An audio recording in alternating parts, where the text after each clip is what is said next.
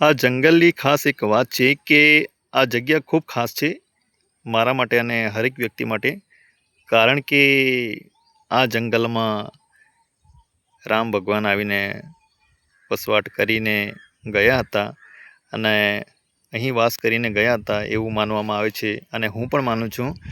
અને અહીંથી આ જે ગાઢ વૃક્ષો દેખાય છે ને, તો એ જગ્યા પર મંદિર છે મહાદેવનું અને હનુમાનજીનું, અને રામ સીતાના પગલાં પણ છે, અને બાજુમાં એક ચેક ડેમ બનાવવામાં આવેલો છે. અને એના નીચેથી નીચાણ ભાગમાં છે ને, અહીંથી આ તમને દેખાય છે ને, તો અહીંથી ભગવાનના જે અહીંથી રથના પગલાં પડ્યા હતા તે અહીંથી ગયા હતા એવું માનવામાં આવે છે. અને આગળ રથના પગલાં પણ હતા અને ઘણા વર્ષો વીતી ગયા, તેના કારણે ઘણા વર્ષોથી જે દર વર્ષે જે પૂર આવે તો એમાં પૂરમાં તણાઈ ગયા છે પગલાં. તો હવે ખાસ તમને જોવા નહીં મળે, પણ જગ્યા ખૂબ ખાસ છે અને આ જગ્યા તમે જોઈ શકો, નિહાળી શકો. સુંદર મજાનું વન છે અને નદી છે.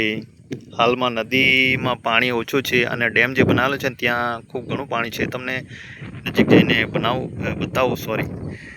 તો વિડીયોમાં બની રહેજો આપણે.